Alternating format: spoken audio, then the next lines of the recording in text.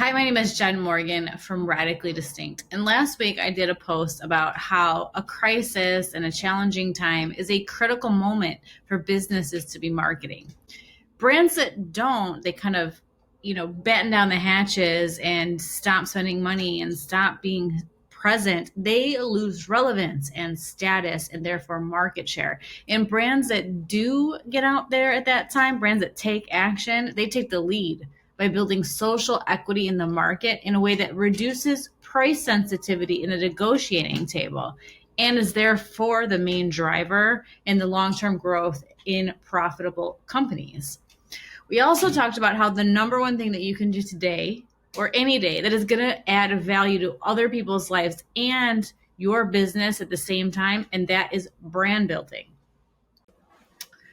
Today, I wanted to introduce you to some research that shows how, in comparison to the B2C space, B2B marketers have pervasively underinvested in their brand building, meaning only about 4% of B2B marketers are building their brand. Brand building. What is brand building? Brand building is about demonstrating who you are and what you're all about, what you have to offer in a way that is valuable to your audience's current life. It's not sales activation, but it does create demand for the interest in your sales conversations. Now, the B2B Institute just released a research report that was done over the last 2 years in which what they were trying to identify is some of the challenges with the B2B marketing, like, how are they effective and how could we help them? And before we talk about the results, I wanted to just point out very specific terms that we're going to talk about.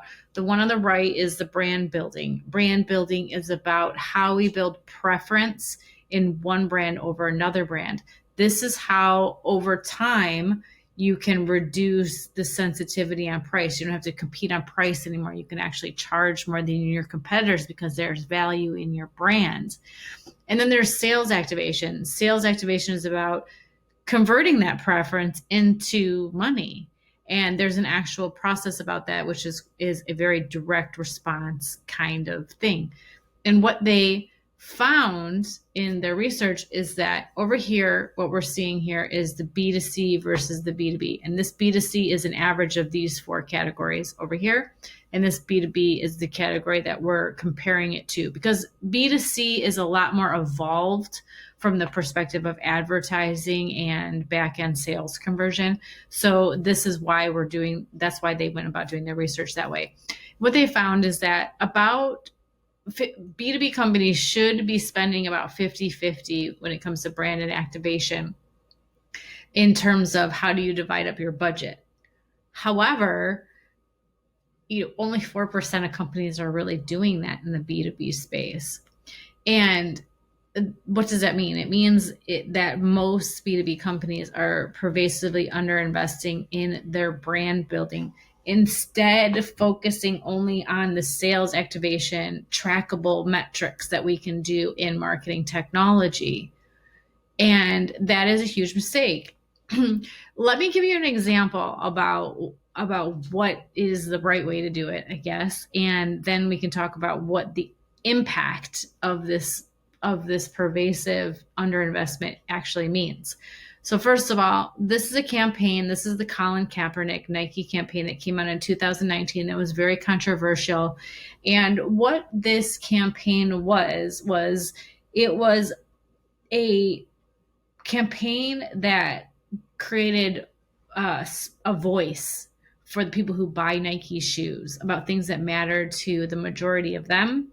It took this influencer who is Colin Kaepernick, and it gave him a lot more of a platform than he would have on his own by being involved in this commercial. So that was a good deal from the Colin Kaepernick perspective, but it was also a very good deal from the Nike perspective because there were a lot of people who followed Colin Kaepernick who buy Nike products. And so by investing in a message that perpetuated what he was trying to do by giving it more voice, they were able to leverage that impact in a way that they never would have been able to do without having an influencer do that. And this was done in September 2019, which was perfectly scheduled in order to set up Nike to be able to do sales campaigns to anybody who liked that Colin Kaepernick campaign. Their budget was going to be better spent on them. And so if you liked that campaign, you were going to get more and more advertisement, and they weren't going to waste their time on you if you didn't like it. B2B companies are notoriously bad in this way. And this is definitely what this research paper is saying. And these are the two major researchers here that put together this report over the last 2 years. And what they are finding is that 94% of B2B marketers are only focusing on sales activation, meaning only 4% are building their brands in order to differentiate and create demand for what it is that they sell. That means that 96% of B2B companies are marketing in this way. There's nothing wrong with marketing in this way, right? Do you want to buy my shoes? Do you want to buy my car? It's just that it's sort of premature, especially in the B2B space, where the long-term value of the customer is usually significantly higher than $100 pair of tennis shoes. So only 4% are doing this kind of marketing. So when we look at this here, this is I showed you this earlier, and I want to just kind of break this down a little bit more. And I also wanted to give you a little bit of context about my experience. First of all, right now I'm building a few different funnels in the B2B space as well as in the financial services space. In the financial services space, we have to spend even more amount of time building the brand. So I like that space for that reason, right? I come from this background, and I really understand how important it is to really build value in the relevancy before you try to ask for a sale. And in the B2B space where I'm currently working, what I'm bringing and what Radically Distinct is bringing is a experience working in fast moving consumer goods, retail, as well as financial services.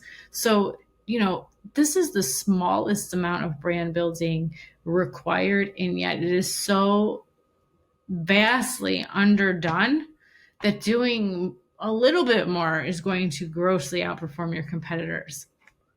Now, I wanted to show you, this is how I look at it, and this is how I start to teach my customers oftentimes about how to think about their content, because we're all out there thinking about how do we leverage digital. We're mostly thinking about how do we build content in media that is profitable or that is successful. And if 96% of B2B marketers are focused on sales activation, they're pretty much all down here. Now, from a marketing perspective, what we call that is downstream marketing. Downstream marketing is the customer already knows what they want to buy, and you're competing in that space. I want to buy Nike tennis shoes. Where am I going to buy them from? So you're competing against all the stores that sell Nike tennis shoes. Where if you really are wanting to attract the best clients, if you're wanting to attract the clients who really are allowing you to lead them, what you need to be thinking about is marketing upstream. Marketing upstream is about creating context for how the problems that you solve are affecting the customer that you're trying to attract's life in ways that they might not know about yet. You aren't trying to make a sale up here. You're trying to become relevant to people up here. You're trying to find out, hey, do you have the same values as I have? Hey, do you have these problems that you never even knew there was a solution for? And then as you move them down this line, right, I like to think about this from a sports perspective. It's 10-yard line at a time. Now, you can sometimes have this most amazing campaign that takes you all the way down, but if that's the only way you think about it, you're going to really be blowing a lot of budget for that 1 out of 10 chance. But you can really do a lot of value for just break down your message across the customer journey in a very systematic way. And that's what we call an end-to-end system. Now, just to remind you about what we're talking about here is that B2B space, 96% is in the sales activation space, and only 4% are in the brand building space. And what that means is, this is from that research report. This is an opinion that was at the very beginning, and I think that they really nailed nailed the issue here, which is that if your competitors are doing exactly what you're doing, then you have no advantage by definition. So to find an upside in life and in business, you need to be doing what no one else is doing, and you need to be right when everyone else is wrong. To remind you when we started this, that brand building is about demonstrating who you are and what you're all about while bringing value to your audience. It's not sales activation. It keys up sales. And if 96% of the competitors in the B2B space are doing this, and only 4% are doing this, if you're a B2B company and you are believe and are maybe nervous about going in the brand building direction, you should be assured that this would be a good move for you. And if you're in a B2C company and you're thinking, you know what, I've wanted to make a move into corporate, and you're good at building a brand, you're going to outcompete a company, the 94% of your competition that are mostly just focused on seeing if people want to buy what you're selling. And so they're only focused on the 6% of the market that is interested in what you sell. So there you have it on the research. A pervasive underinvestment in brand building. It should be helpful for B2C and B2B companies alike. If you like research or you liked this post, please leave me a comment below and let me know what you think. And if you're interested in this particular research report, I will leave you a link to the report in the beginning line of the comments. If you're interested in learning more about brand building, on Wednesday, I'm going to be back with some examples of companies that are out there doing brand building well right now. My name is Jen Morgan, and you can learn more about me at radicallydistinct.com.